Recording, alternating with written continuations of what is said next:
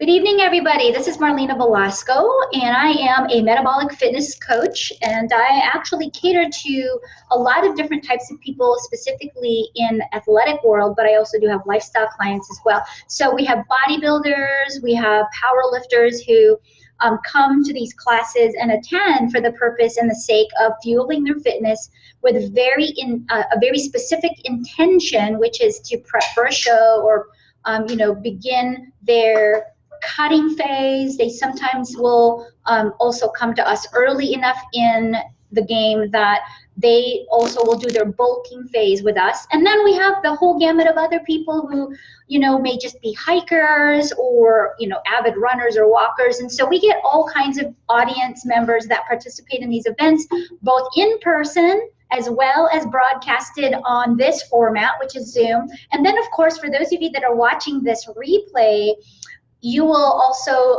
have an opportunity to do Q&A if you'd like. If you're watching this on YouTube, you can put questions down below in the comments. If you're watching this on maybe Facebook, also the same thing. You can put your questions down in the comments below.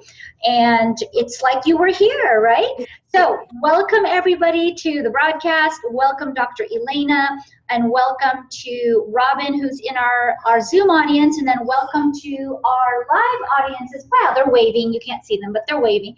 So what I'd like to do is just have Dr. Elena talk just a moment, so a brief summary of your practice, what you love, to help patients with in relationship to their metabolism, meal planning specifically. And before getting too deep into what it is that you're going to talk about, just a quick intro, and then I'm going to cover the other two topics I've got on my list as well. So take it away. Yeah. Sounds great. Thank you so much, Marlina. And I'm always so excited about these events, because what these events are about is really to provide everyone with just simple information that you can walk away with and see how you can apply it in your daily life, but also introduce you to a lot of great professionals in the greater Seattle area and outside of Seattle who really understand metabolism, who really understand how the human body works. And my practice, I'm a naturopath, and I'm located in Bellevue, Washington. And most of the things that I specialize in are digestive health, nutrition, hormone imbalances, women's health. And so 90% of the time, nutrition is the foundation of all things. And what I'm really passionate about is figuring out the other, 10% of what's really happening, because, we'll talk about nutrition and we'll talk about macros. And I would really want to talk about what happens when that doesn't work, right? What happens when we tweak our macros, but we're not seeing necessarily the change that happens. And that's what I do a lot in my practice. So usually a lot of times people already see me after they've seen a lot of professionals, and I try to figure out, how can we optimize our health? How can we boost our metabolism, giving whatever underlying issues that are in place. So I'm super excited to be here and share my knowledge and any wisdom that I have. And for anybody who has questions about nutrition, digestion, hormone health, definitely post comments and questions below, and Marlene and I will tackle them. Awesome. Thank you so much. So, I'm of the belief system that there is no such thing as a cookie cutter diet. Right. A lot of people believe that they can download a meal plan from bodybuilding.com. Not that I'm making fun of bodybuilding.com, because it's a great resource for a lot of different things. Absolutely.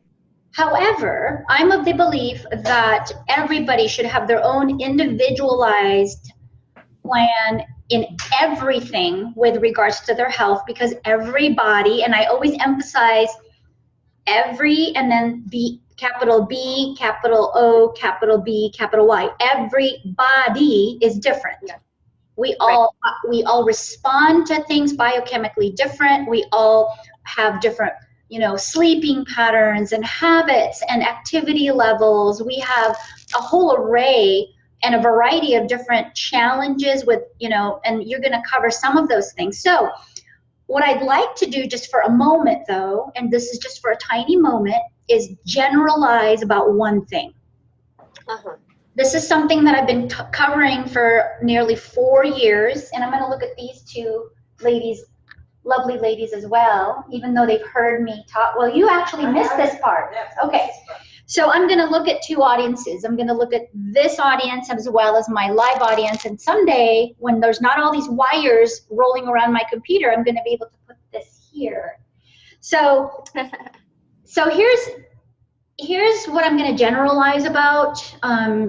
This is a little bit of this is somewhat theoretic, but it makes complete sense to me biochemically, and a lot of the responses that many of my clients and bodybuilders and athletes get from the protocols that I recommend to them, it works really well to generalize some pieces of it, just so that we get guidance to start out with, to get them off, get them off on their way. And then Dr. Elena, myself, and my team of co-coaches will then fine-tune and what I call dial in your macros.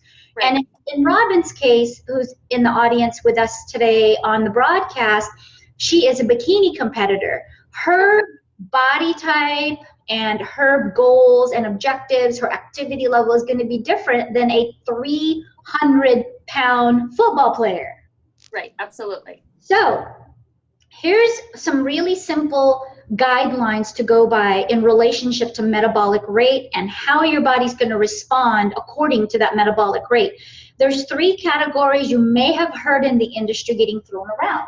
One of them is ectomorph.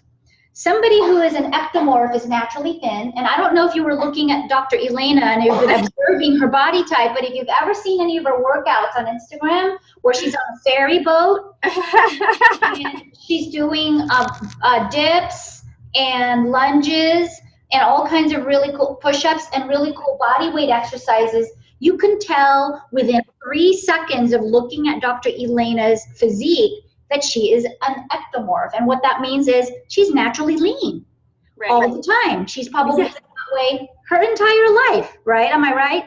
Absolutely, yeah. So how I categorize Dr. Elena is she's actually part of what I call the genetically blessed. Now, some people think that, but other people may go, well, yeah, but I have a hard time gaining muscle. So everybody's got a complaint about their body type, by the way. Absolutely. If you're like me and you're an endomorph, what I do is I gain all of my fat right here, right around my middle. I'm not going to lift up my shirt. I don't need to be there. Now, then I kind of look square when I'm not as lean, when I'm not cut for a show, because I have this apple shape. Now, if I let myself go, you see literally this bulge in the middle, like a tire, they call it. And so people that hold a lot of fat either here, or some people are apple shaped or pear shaped. You're right, pear shaped. So they're heavy on the bottom. I'm not like that. I barely have any here. Oh, Drea's gonna show her body.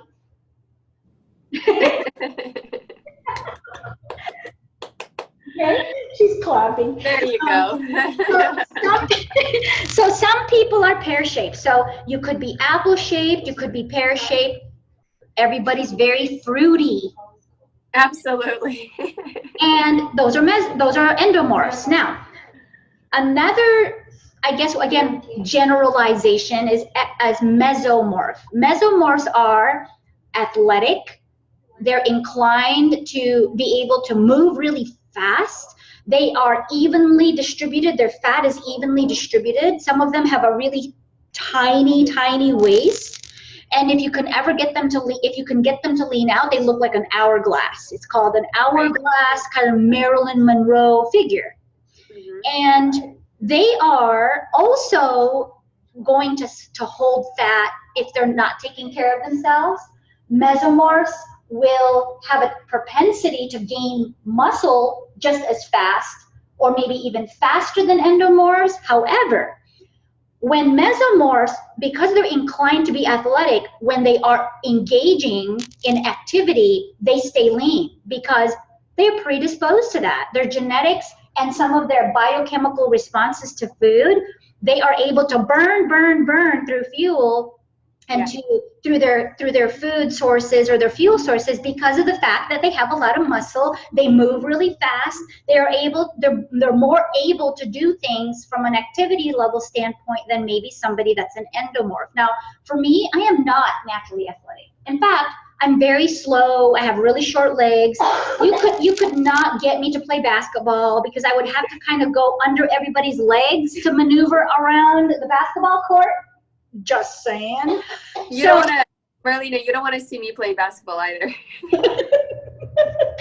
So those are the three categories or body types you may have heard thrown around in the industry. Now, we don't want to be limiting though. We want to generalize without being limiting. So for me, guess what I've done? Because I've added muscle.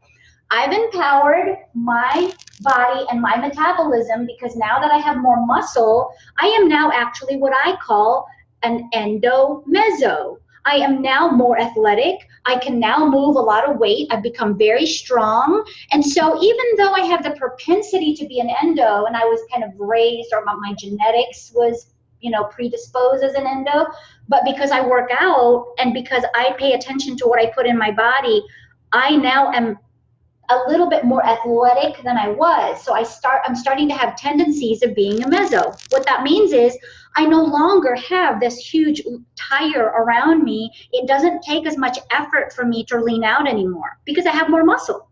Right. Which is amazing, right? And my little hashtag and my book that's going to come out in the next year or so is called Muscle is Magic. And the reason is because muscle is the metabolic equalizer. And I know you're going to talk about that a little bit. So with that, here's what I'm going to do. I'm going to go through the macros math really fast, and then I'm going to have Dr. Elena talk about the rest of the biochemistry that goes behind the macros math. And I remember her saying something really poignant on one of our video promotions that we did for this event and another event we're doing on April 11th. And here's what she said. It's not always about how much protein, how much carbs, and how much fats. It's not always about the amounts or, when you eat it or how you eat it. It's not always your results and your goals are not going to necessarily be met by controlling all those factors all the time. However, you do need to have a baseline. And so these macro numbers that I'm about to show you how to get or arrive at are baseline numbers. And then you work with a coach or you work with Dr. Elena to make sure to make adjustments necessary and adapt. And here's the three things that sometimes changes. Number one, your activity level. Some days you might be working out 3 times. Does anybody in this room ever work out 3 times in one day? Oh, come on. Really? I did today. 3 times? Are you crazy? You have to movement throughout the day. That's key to health.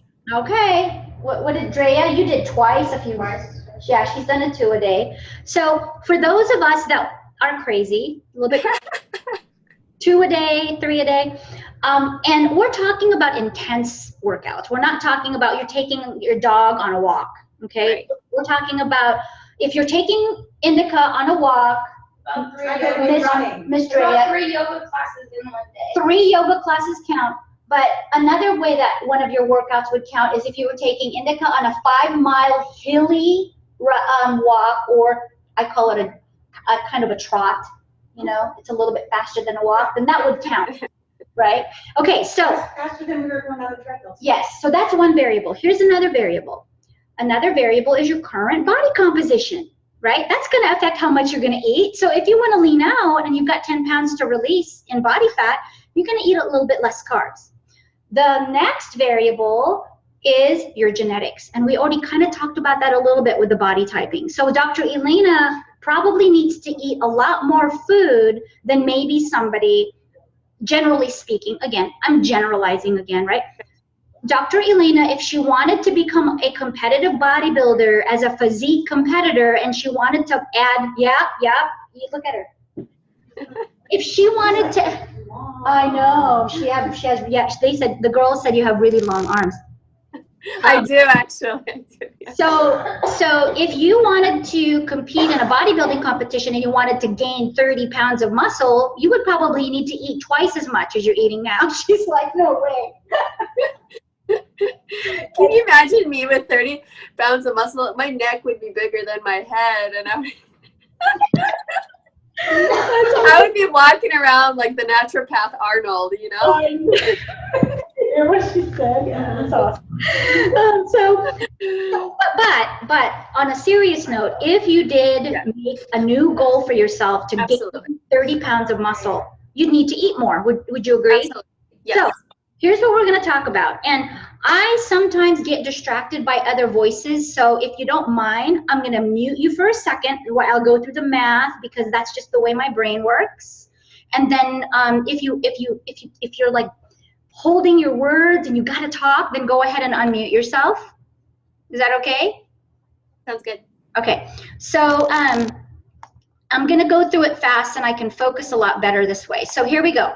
First of all, you have to use your current body composition, because you need to figure out, and this is the part that you want to know, Drea, is you want to know what's your current body composition. We measured your body composition. It's very, very important. Everybody that is in the broadcast audience, Robin, everybody that's listening to this recording right now, you must figure out what your current body composition is. What is that? It's the ratio of the amount of body fat you currently have on your person and the amount of muscle you have on your person. And how you do that is you go get it measured. There's several different methodologies in which you can go get it measured. You can go into a bod pod. You can get it measured also through this particular tool that's called basically a body fat test, kind of device. And there's different brands out there. There's a digital caliper. There's a manual caliper. There's also water dunk testing. Those are available in the Pacific Northwest as well. The best way is to do the same thing every month, as opposed to changing up the way you get your body comp measured, and have the same person measure it every single time, or go into the same place with the same device under the same conditions. So that's in the morning every time you go, either fasted or one meal is already in. So make sure that in order for you to have accurate numbers in terms of from baseline through your journey, while you're watching your body composition change, more muscle, hopefully, and leaner and less fat. So super important to have your body fat composition tested. Now, Drea and I already did that for her, and I happen to use a caliper. It's a digital caliper. It's very simple, it's portable. I bring it everywhere. I always have extra batteries just in case, and I've been using it for about 9 years. So I'm just really good at pinching, and it's a pinch one. I love to pinch people. Yes, she does. Pinch. So it's a 3-pinch caliper. I do the tricep, I do the abdomen, and I usually pick either right by the belly right here, right by the belly, or right by on this little area right here, whichever is easier for me, and then their thigh. So that's a 3-point caliper test to test somebody's body composition. So you got to start there. And then once you know your LBM, which is your lean body mass, let me educate you for a moment on what that means. So you take your whole body weight, which is your total body weight, and then you get your body fat tested and you get a percentage. You take that amount of pounds of percentage of fat and you subtract it from your total body weight, and you get your lean body mass. Why is that important? Because you need to know how much to feed. And one of the things that people do is they undereat protein. So I tell people all the time, if you're going to get your macros, if you're going to calculate your macros, make sure you use your LBM and not your total body weight, so that you know how much muscle to feed. Okay, that's how I do it. Everybody's got different numbers. Some people say 1 to 1. So if you weigh 100 pounds, you should eat 100 grams of protein, et cetera, et cetera. Here's how I'm going to do it. I am going to assume 3 things. Robin is an athlete. She's logged in. Drea is going to be competing in a bodybuilding competition. And Trisha works out, apparently. She does 3 yoga classes a day. I didn't say it all the time. Oh. I've done it before. Okay. So I'm going to assume that everybody listening to this, because the title of the class is Fuel Your Fitness, Macros and Meal Planning, I'm going to assume everybody's active. So the assumption that everybody is active is what the foundational pieces are of these macronutrient math calculations I'm about to teach you. And I'm going to go really fast. So if you need to rewind a few times, take some notes, rewind, take some notes. That's totally okay. And like Dr. Elena said earlier, if you have any questions for us, please make sure to comment in the bottom, and we will make sure to get some solutions and some perspectives and some answers to you. So here we go. Hold on to your, buckle up. How I calculate protein is definitely 1-to-1, but the 1-to-1 is based on your LBM. So whatever lean body mass you currently have, for example, for me, my current lean body mass is 98 pounds of pure, freaking amazing, powerful muscle and bones and blood and organs, okay? The things that are of me minus the fat is 98 pounds, which is, by the way, pretty darn good for somebody who's 5'1", okay? Would you like me to show you? I'll show you.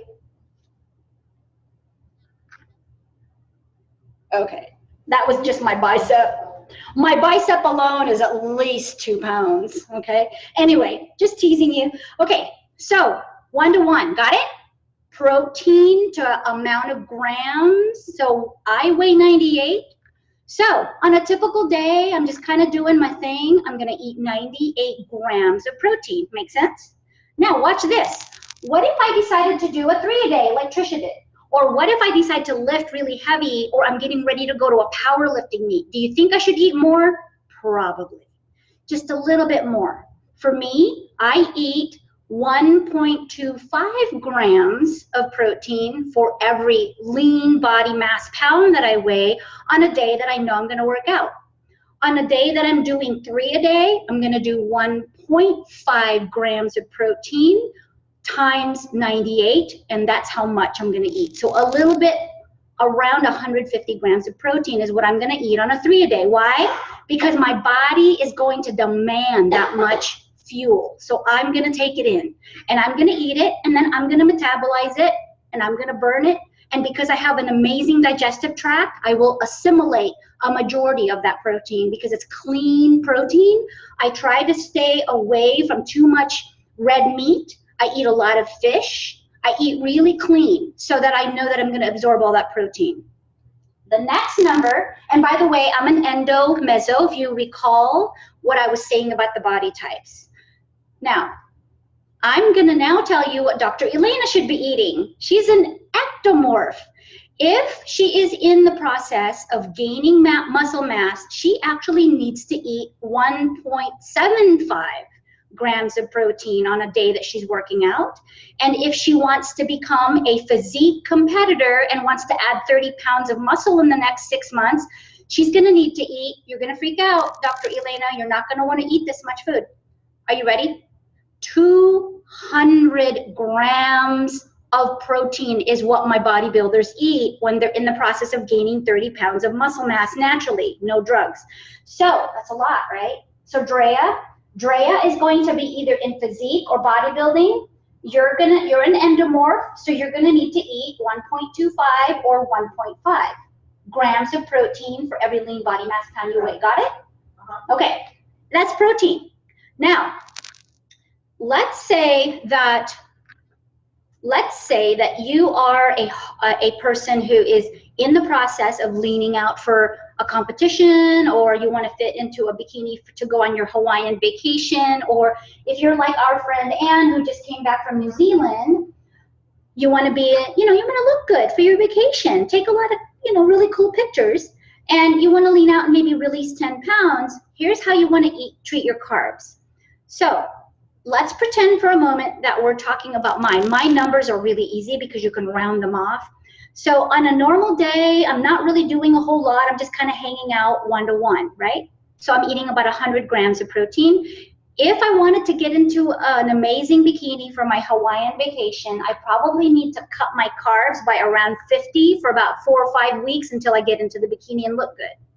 So what that would look like for me is 50 grams of carbs on a daily basis for 4 weeks. Now you're probably like, 50 grams, that's it? Oh my God, I can have a Cinnabon and have like 300 grams of carbs. Well, guess what?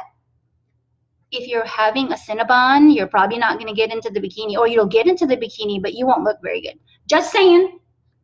So What you're doing then is, because you're reducing the amount of carbs that you're taking in, your body is going to burn fat from the fat stores that you currently have on your person. Instead of using the carbohydrates that you're taking in to use as fuel, your body's going to convert that fat, and Dr. Elena is going to talk about the biochemistry piece. Your body's going to use that fat and burn it. You know, when people say burn, I'm going to burn fat, what your body is doing is going through a very complex metabolic pathway chain of events. It's very complicated. It's a very long process of events, and many, you know, O's and C's and equals and all that kind of stuff. If you ever looked at a metabolic pathway chart, there's a lot of organs involved. There's the liver and the kidneys. Anyway, your body would need to then go into ketosis and burn much of that fat that's on your person and use it for fuel, because you're not eating it. Does that make sense, I hope? Okay. Does that make sense? So yes, so usually it's usually carbs on a 1-to-1 basis also, but if you want to lean out for 50%. 50% for 4 weeks. Correct. On a daily basis. That's correct. Okay, so Drea's question was, so if I want to lean out and I'm using a 1-to-1 ratio for protein on a normal day, I'm just hanging out, I'm not lifting weights, I'm not doing any of that. But if I want to just maintain what I have, it's, you know, maybe about 1-to-1 on the carbs. But if I want to lean out for 4 weeks, it's 50% or half of that. Now, let's talk about fats for just a second, okay? So if you are the age of 40, and I'm hoping that Dr. Elena will nod when I say this, but when we're a little bit older, we need a little bit more healthy fats coming in. And the reason is because we need it for all kinds of body functions. One of them that I love about healthy fats is joint lubrication, repair. I need as much as I can get. So what I take in for me, because I'm 47 years fabulous, is I'm taking in around, and I'm using a carb number, by the way, as a reference point. I'm taking my carb number and I'm multiplying it times 75%, which will give me my fat. And so I'm right now eating around 45 grams of fat, and I feel really good on that.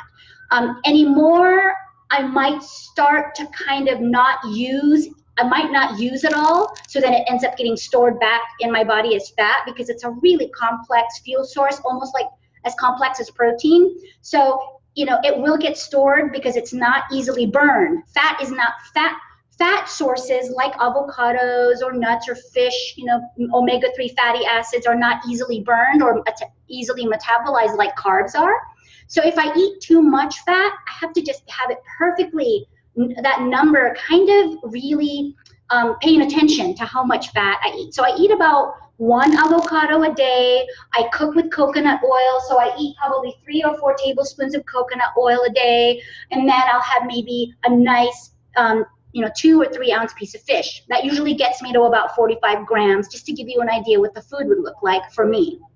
Okay, so that's what my macros look like right now. On a normal day that I'm hanging out, I'm using 100 grams, eating 100 grams of protein, eating 50 grams of carbs, and eating around 45 grams of healthy fats from fish and avocados and nuts. Now, I'm gonna go back now to somebody who is not necessarily leaning out, but they wanna gain mass. So this is Dr. Elena again.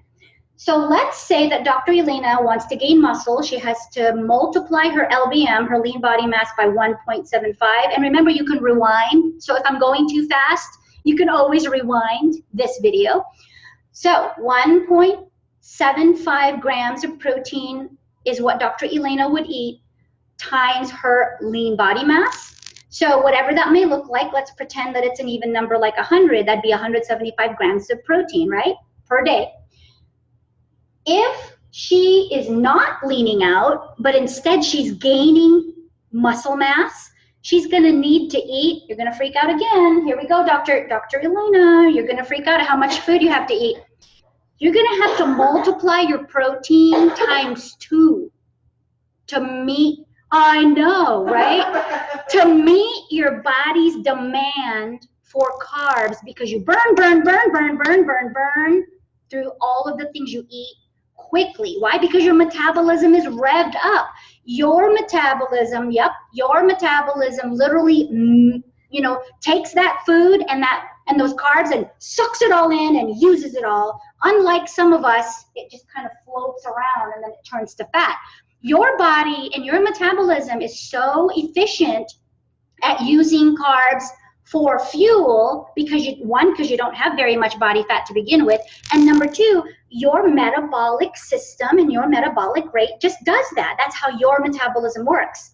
So guess what? You're gonna have to eat over 350 grams of carbs. Lucky you. Look at her.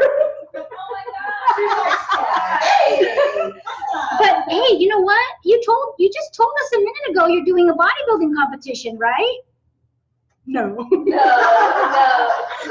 But if you were, and if you were bulking up, you get 350 grams of carbs a day.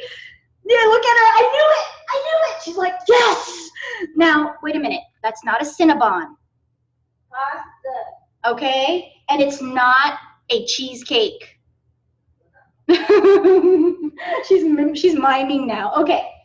Last person I want to cover, the last body type I want to cover is somebody who, yes, they want to gain mass, and yes, they want to lean out at the same time. Have you ever had anybody come to you and go, can I gain lean muscle mass and lean out at the same time? The answer is yes.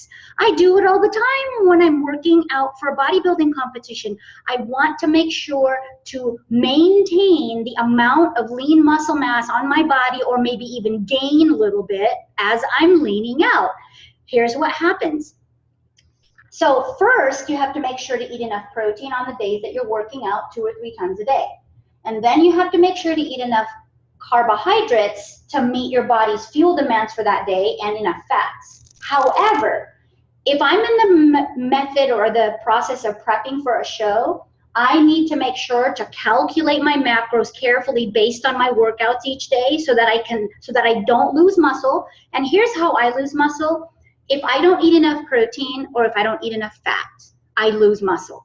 And then of course, another way to lose muscle is do a bunch of cardio. And one of the things that unfortunately many competitors do is do 2 to 3 sessions of cardio a day. And what that does, it's a process called muscle wasting, and I'm sure Dr. Elena is going to cover that a little bit with us, because so many people think that it's healthy to be on the cardio machine for hours and hours and hours, and guess what? It's not. And the reason for that is because the motion of doing cardio for that long is going to metabolically waste away that hard-earned lean muscle. And so I'm going to let you cover that. And I'm about done.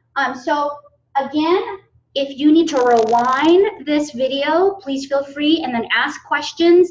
But you have to use your current metabolic rate or body type. Make sure that you reference your activity level for the day. And last but not least, reference your LBM or your current body composition and make sure that you get that measured. So I'm going to let Dr. Elena explain how protein, how carbs, and how fats, and also micronutrients affect and impact us and our metabolism. It's a functional approach to macros. And like I said, she's not going to focus on numbers like I just did. Instead, she's going to focus on optimizing your ratios based on fitness, lifestyle, health, and digestion. So I'm going to let you take it away for the rest of the time until Trisha talks about meal planning. So take it away, and I'm going to unmute you.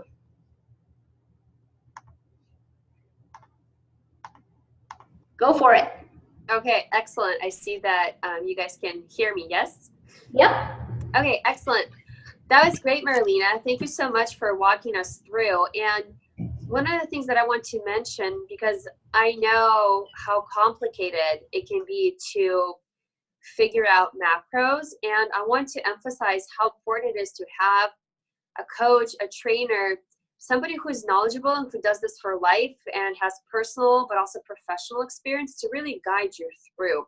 You guys don't have to be alone on this journey. It's silly for you to feel like you have to do this on your own. There are many experts in the field, and I consider Marlina to be one of the best at actually figuring out the macros, because actually very few people understand how macros work and how important they can be. So I really appreciate your talk, Marlina.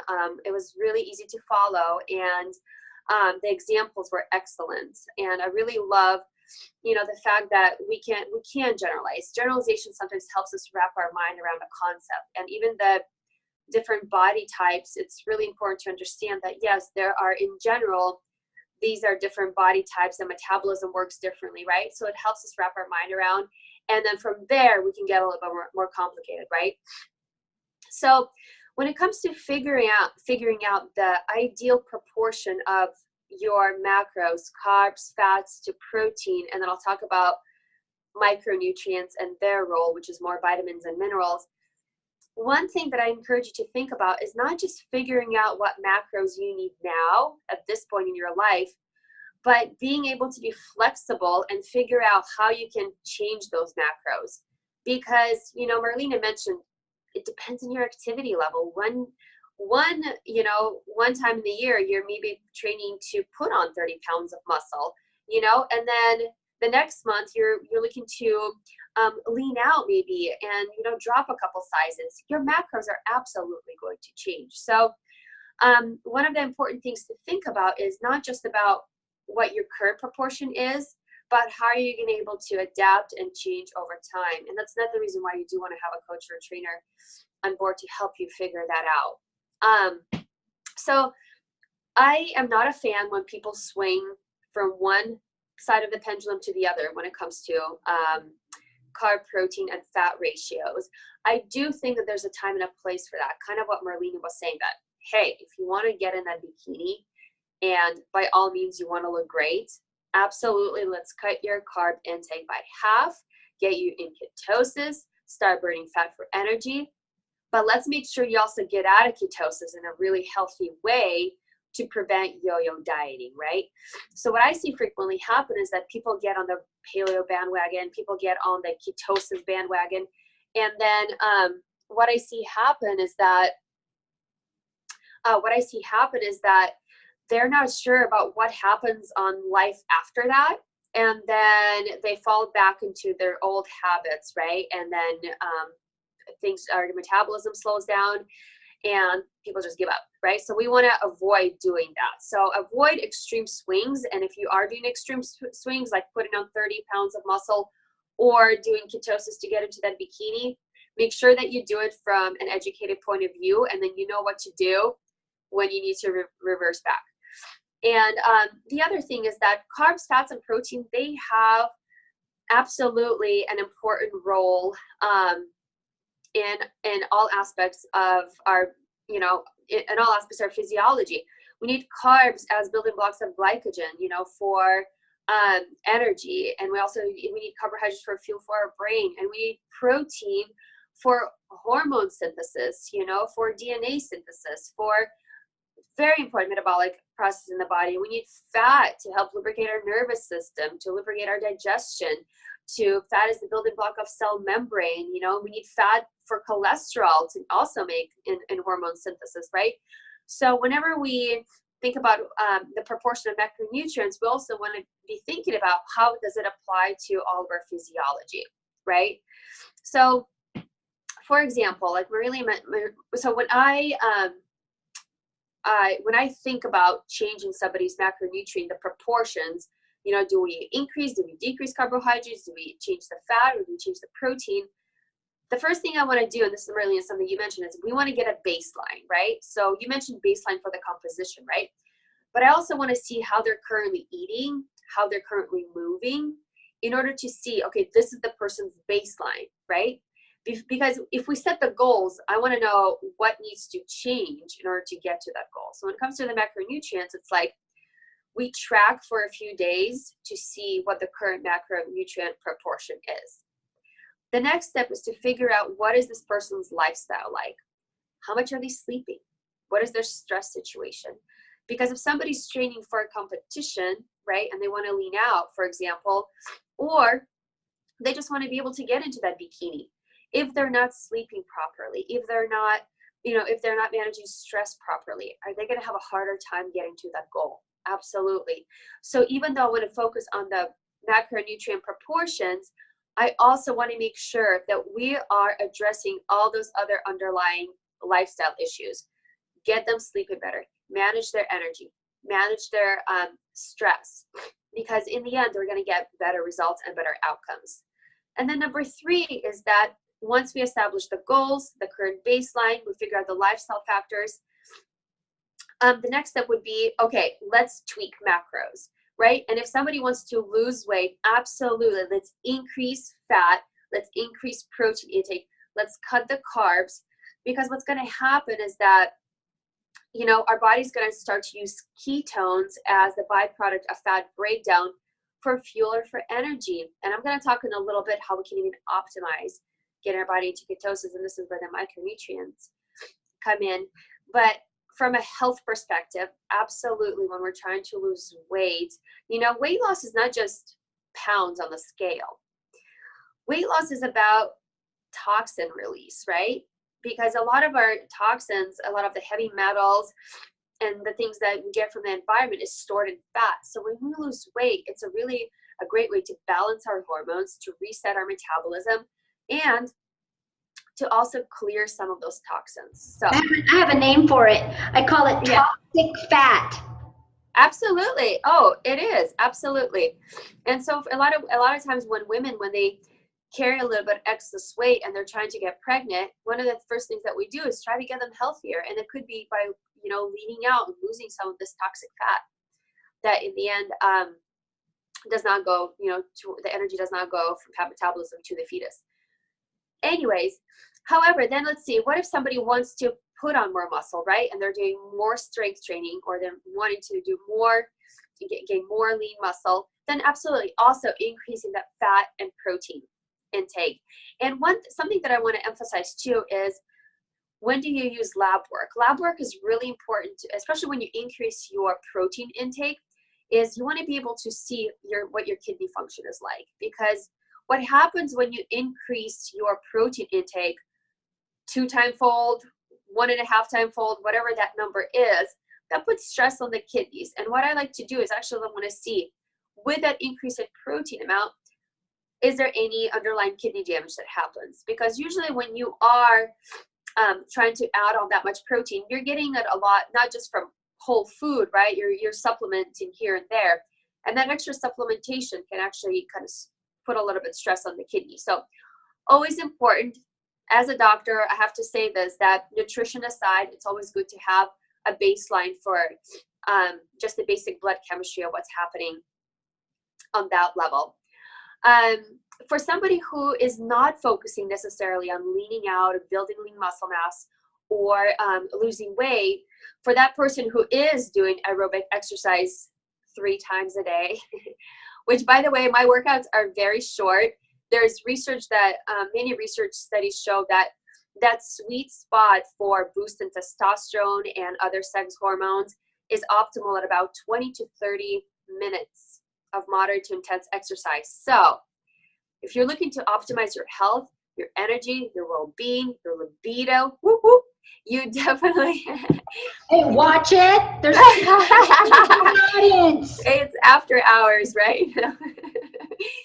So if you're looking for all those wonderful things, 20, 30 minutes is all you need. And I absolutely agree with you, Marlina, on the muscle wasting, is that we work so hard, you know, to build this muscle, and muscle is magic. Absolutely. I frequently say that to clients because I heard you say it and I quote you on that. You know, muscle. I'm tracking you every time. So, you know, muscle is what really burns that extra calories. And when you build muscle, you increase your resting metabolic rate. So you end up burning more calories when you're at rest. So building muscle is essential.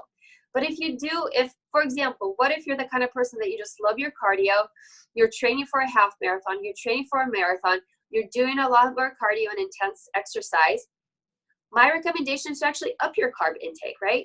You don't need as much fat and you don't need as much protein as somebody who needs to lean out and gain some muscle, right? So my recommendation is to say up your carb intake, but maybe by only about 5 to 10%. So these are very subtle changes that can make really big results, right? And one of the reasons why you do want to increase your carb intake, because you're going to be plowing through that glycogen that's stored in your muscle, and you're going to be constantly replenishing it every hour to every 75 minutes. And we can get we can have a whole conversation on pre and post workout fuel, which, by the way, when you are looking to repair muscle, you don't want to be eating more than 5 grams, 4 to 5 grams of fat pre-workout and post-workout. Why? Because fat, one of the great benefits is that it slows digestion, but we don't want the slowing of digestion when we actually want muscle repair and amino acid absorption and all of that. So let me give you an opportunity to blow your nose if you need to. I'm joking. Oh.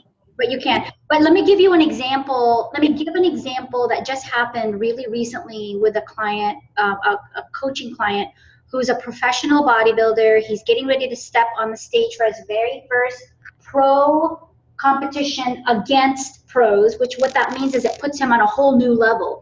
The challenge with him, though, is he only did 2 or 3 shows and then became a pro quickly. Got it. So he hasn't had a whole repertoire of what his macros ought to look like in the process from each prep. And then he made the mistake, and I'm not going to say his name to save him from embarrassment, but he made the mistake of using exactly the same macros he did for his last prep for this prep. Well, wait a minute. I said, dude, I'm going to call him dude. Dude, you have more muscle. I said, dude, you're going up against pros. You need to bulk up while you're staying lean. So get this. This is going to freak you out. He went all the way down, and by the way, he's about 200, no, right now, because he's about ready to get on stage in 3 days, he weighs 188 pounds. He was only eating 50 grams of carbs per day while he was doing cardio every day. Oh my gosh. Right? For half an hour to 45 minutes. You know what I said to him? Oh my God, you're going to lose all that muscle that you've been working so hard to gain. Yeah. And when he showed me pictures, I could totally tell. So then we changed his macros like you're talking about. We adapted to his current demand. And where he is currently at activity level, we pumped up the carbs. His body was so happy, and his muscles started to look fuller. Yeah. And at the same time, his six-pack started to show. So not only did he look bigger and thicker in the muscle girth and size, because those glycogen stores started to actually stay now, right? But at the same time, he was burning fat because his body was not holding on to it anymore, thinking, I'm going to die. Oh, absolutely. The body was thinking that it was in a starvation mode. It didn't know where the next source of carbohydrate was going to come from. And we all know that when we try to cut calories, that's not the way to weight loss. We want to optimize protein intake. We want to optimize fat intake. And then our body has, doesn't have as much trouble losing the excess weight. But we also, especially with athletes, we definitely want to make sure that there's optimal amounts of carbs, healthy carbs flowing in. And my background as, I played semi-professional tennis growing up, and I knew very little nutrition when I went and to train with the pros in Florida. And it was a quick reality check because wasn't eating enough, was falling behind. And I went to see a nutritionist, and she looked at me, she's like, how are you eating? Corn pops for breakfast is not going to cut it, and so, I learned very quickly about the importance of nutrition and to be able to perform 6 to 9 hours every single day. What? Corn pops? Are you serious? This was when I was 16, okay? I was a very young, ambitious athlete. I don't even know if they exist yet. I don't know. Yes, they're still around. They're still around. They should be banned. That's what they should be. Exactly. But I want to say 2 more things, and that's one, kind of the things that people should look into in case macros are being changed, in case the workout routine is being changed, but nothing is happening. What do you do? And then the second component that I want to talk about real quick is just the basic vitamins that you want to have on board to help you with protein, fat, carb metabolism. So anytime that we're not seeing a change in our body composition, whenever we're changing our macros, whenever we're changing our exercise routine, whenever we're doing any stress management, a big component to this is a hormone imbalance. And this is what I do in my practice every single day, right? It's nice when you can just change your protein, fat, carb intake. It's nice when you can just up your cardio or increase your strength training days. and voila, you have a six-pack. Voila, you have, you know, you don't even have to have a six-pack. You have just the body composition that you've been working so hard to get. It's nice when those things happen, but when those things don't happen, we want to look further into what is happening on the physiological level. So I frequently see that when we're not getting the results that we want, there's usually thyroid involved. There's usually a little bit of adrenal component involved, where the adrenal gland can flatline and not produce enough cortisol, where it can produce too much cortisol when stress is through the roof. And then when that happens, the adrenal gland is not occupied producing sex hormones, so we see a reduction in testosterone. When we see a reduction in testosterone, we don't see the bulking in the muscle, right? And we see also a decrease in libido. So it's really important to take into consideration that when things are not necessarily, when we're not seeing the changes in the body composition that we want, usually a hormone imbalance is happening for sure. And frequently, you know, I don't see it as much in men, but I do see it frequently in women. And I think women are a bit more sensitive to fat fluctuation, because fat is a very important building block, again, for cholesterol and for the sex hormones. So so if you're not seeing the changes that you want, make sure that, you know, your lifestyle component is in place. So you're managing your stress, you're managing your cortisol levels, you're getting the optimal sleep, you're staying hydrated, you're fueling optimally. And if all else fails, definitely consider looking further into a possible thyroid adrenal imbalance, as that's really important. The last piece that I'm going to talk about is what which macronutrients are really important to optimize your fat metabolism, protein metabolism, and carbs. The main nutrients involved, and by the way, everything that we consume, the carbs, fats, and protein, if you ever look at a biochemical chart, on a cellular level, the mitochondria is what takes those things, breaks it down into the building blocks to create ATP, right? Or the building block of energy, right? And so when I say we want to optimize that, the nutrients that help are B vitamins. So you want to have a really good B vitamin on board, magnesium, CoQ10, D-ribose, L-carnitine. L-carnitine is essential. 2 to 4 grams in between meals for optimal fat metabolism. All those things are really important to make the best of our nutrients. OKG. You're making me laugh, Marlina. This is a very serious matter here, micronutrients. So it's really important that we get these essential nutrients on board to help whatever we're taking in, carbs, fats, and protein, and help the mitochondria make the best of them. Help the mitochondria break it down, and then also create energy out of it, which we then use to build muscle, to repair, to eliminate waste, etc., etc. So, yeah. By the way, I have the Krebs cycle on a T-shirt. Oh, do you? I do. I had it printed on a bunch of T-shirts.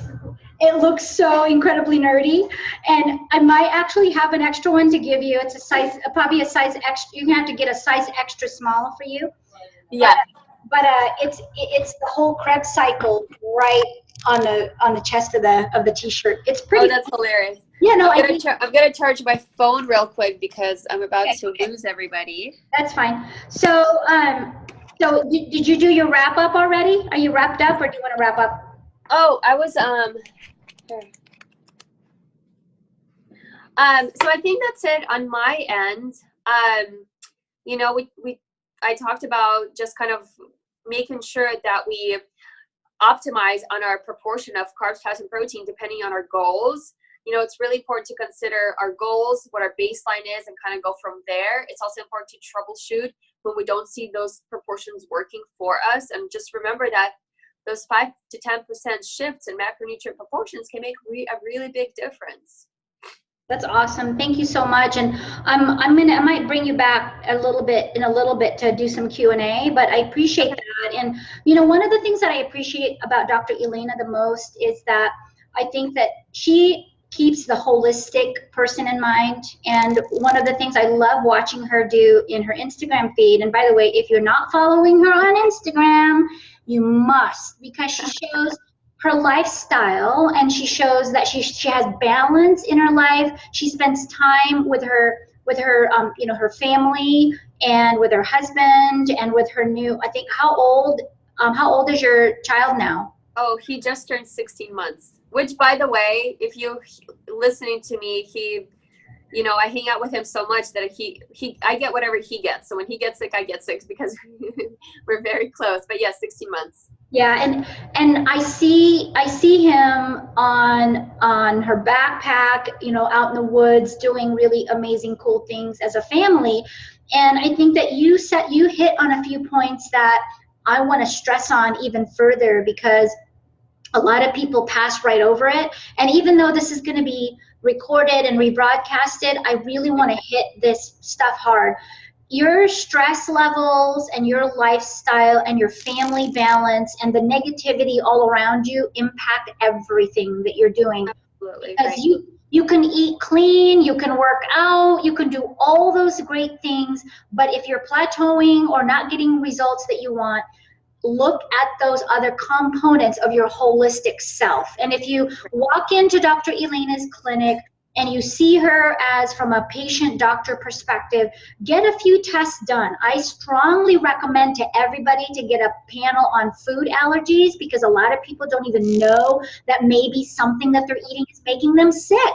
And I have people all the time that, oh my gosh, it's this one food that makes me bloated, and then it sets up their GI tract and down this really downward negative spiral. So, make sure that your digestive tract is optimized. Make sure that you're taking in micros as well, like she spoke about. And again, it's looking at the whole body, holistically from every angle. And I appreciate your expertise. I appreciate the fact that I know that you care so much about helping people and spreading the word through social media and technology, that you don't want to necessarily just sit in your office and treat patients, but rather to spread the word about your knowledge and wisdom and all of the experience, which is why we're collaborating tonight. And I enjoy our collaboration so much, because not only are we on the same page, but we share that passion to help people. And Robin, I'm so happy that you're here and that you got to meet Dr. Elena, because you're neighbors. I think that you both live in Redmond. Are you still in Redmond, Dr. Elena? I am, yes. Yeah, and I think Robin just sold her house, but I know that you both live on the east side. So, I think that collaborating with practitioners and having a team of people that are working with you to optimize your metabolic functionality and really stepping it up to that next level will help you reach your goals in a shorter time frame with less guesswork and in a healthier way. So thank you so much for joining us tonight. I'm going to turn it over to Trisha Rarey really quick, and here's how quick she's going to be, because she has, unlike Robin and I, Andrea, she's not competing in a bodybuilding competition anytime soon, that at least not that I know of. Are you? Mm-hmm. She said, She does do 3. I can do up to 3. She can do up to 3. She teaches too. She has taught classes. Cardio kickboxing. She used to teach cardio kickboxing. So let me tell you about this gal. She is a practitioner's dream, because she does everything that I don't want to do. So, Dr. Elena, if you ever have a list of things that you don't like doing and you want to pay her to do it. So, person for hire. Yeah. So, the reason that I want to bring her up is because too many people complicate meal planning. Oh my gosh, seriously? You don't have to spend 5 hours in the kitchen to meal prep for the week. And she's the perfect example, because she does not have 5 hours in a week to meal prep, and she doesn't need to meal prep. And I hear so many people daunted and just complaining all the time about how complex that meal prep is. And she is going to bring you all the way down to the most simple, quick, and easy way to meal prep in her style and in the time that she has based on her goals, which is to stay just generally fit and healthy, right? Yes. Do you want me to go bust out that meal over there? Or sure. Okay. Yeah. So take it away, Trisha. Yeah. So I'm pretty sure most of you guys have a freezer, right, at your house. A freezer is my best friend. So, a lot of times on those lazy Sundays, if I have them every now and then, I'll buy a handful of food. And I just put things in small little bags for a meal of 1 or 2, whether it be prepping for a shake, whether it be also like, let's say if I want to cook a meal, like I did the lime dill chicken meal, which is one of my favorite meals. It's basically just coconut oil, chicken, lime, and dill, and that's it, and it tastes delicious. All you have to do. And the recipe can be found on our The Metabolic Shift Facebook page. Yes, it can. And it's just super simple. And all you do is I just cook up a lot of extra. And if you're the type of person who doesn't like to have the same meal every day of the week, it is super easy just to throw it in a little bag and throw it in the freezer so that way you have it maybe next week. And then you cook another meal the next day. That's really simple as well. Or, you know, like with my vegan protein shakes that I love to have, a lot of times I just freeze. Like, I can't eat that much kale in a week. I don't, because I don't need to. I don't eat that much spinach in the week. So I buy the larger packages, and I just throw it in a little bag, and I freeze them a lot of times. So you can just throw these little shakers right into the mixer with your vegan protein and your water, or your ice, or whatever you want to do. And you mix it up, and the next thing you know, you have a really awesome in-between meal shake as well. And it's just so easy for me. I even like to go down, even like to go down to the local market, and they have great meals. Look at that. They have roasted chicken. I got some collard greens. I got some roasted vegetables and some Italian broccoli. And that didn't cost me anything to get this entire box. And this is going to last me twice. It might last people sometimes one meal, but this will last me quite a bit of time. And it was super cheap just to go down to the local deli as well and put all this natural food. I went to PCC markets, but there's also, if you're in Washington, you know, there's the Metropolitan Market. There is the Whole Foods, Trader Joe's, all these local delis that are actually fairly inexpensive if you just get everything that you need. And that's what I do. And like I said, I love my freezer. I freeze all my foods. I cook a food about once or twice a week, and then I'm like, I don't want to cook anything today. What do I have in the freezer to just throw in a pan and heat up? And it's that simple, and it's like, you know, 4 or 5 ingredients. There's so many meals out there that you can do that with. And so, yeah, I do definitely recommend checking out our Metabolic Shift Facebook page, because we do have a lot of these simple meals on there that you can just take from, and you can freeze a lot of it, which is amazing. Mm-hmm. So awesome. That's just my short little, you know, meal planning stuff. Use your freezer. Freezer! I might have to give you a new nickname. I haven't thought of it yet. So from a bodybuilding perspective, you know, for us, we have to do it that way. We have to plan way in advance. I know that Robin, I've seen her containers, and you know what? Here's the funny part about the meal planning piece. If you're an athlete, or even if you're not an athlete, if you hang around people that have those little Tupperwares, you know, with the little sections for their meal, or even if it's not sections, but you hang around a lot of people with lots of Tupperwares or glassware. I just bought a set of glassware. And if you think we're a freak, guess what? You're going to be part of that club pretty soon, because if you want to optimize your metabolism, if you, Drea, want to compete in a natural drug-tested bodybuilding competition in the next 2 or 3 years, you need to adapt this lifestyle. It's about a lifestyle. It might take you several months to do what Trisha has been doing. It might even take you several years, like it's taken me, to get in the habit of putting things in the freezer, taking them down, remembering to defrost them, because otherwise you have to eat them frozen. I've had to do that before. So I know. And then some people, they have to heat up their food. Not me. I eat it cold. I don't care anymore, right? But here's what I told our audience at noon. We teach a Metabolic Shift event at noon on Wednesdays. Here's what I said to them.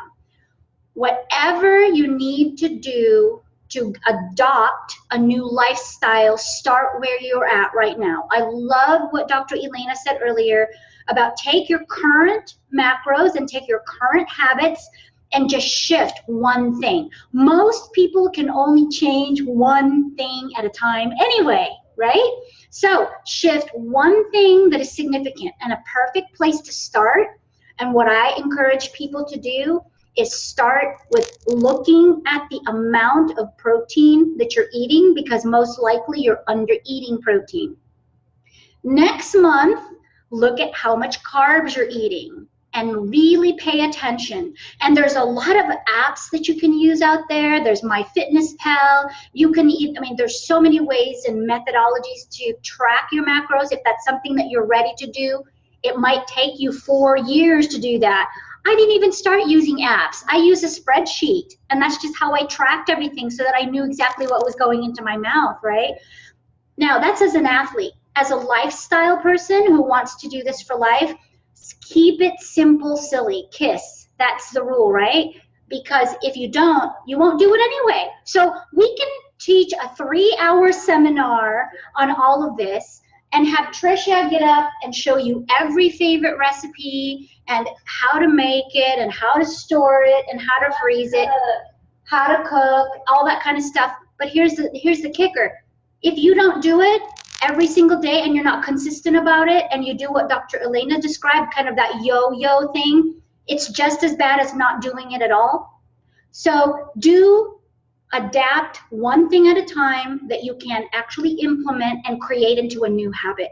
And if you do one new habit a month for the next 12 months, I will make a 100% guaranteed promise to you that your body will transform metabolically, even if it's just a little bit. Even if it's just one hormonal positivity, one energy, a little bit more energy, a little bit better sleep, a little bit more efficient fat burning. Even if it's just one minor thing that happens to your metabolism to optimize it, you're much further ahead. And the new little catchphrase I use now is be better than yesterday. If you can improve what you did today from yesterday, you're that much further along. So I want to close with this, and I'm going to have Dr. Elena wrap up on this piece also, is, you know, so for me, the thing that I love to tell people and I encourage people to do is quit staring at your scale. Your scale will not tell us what an amazing person you are. That scale and that number is not going to tell us or determine your destiny. That number on that scale is not something you should be obsessed over, checking 4 times a day. That scale does not tell us what a caring, loving, amazing person, mother, daughter, husband that you are. That number is simply a factor or a result of the habits that you've been doing for many, many years, or maybe even a decade or 2.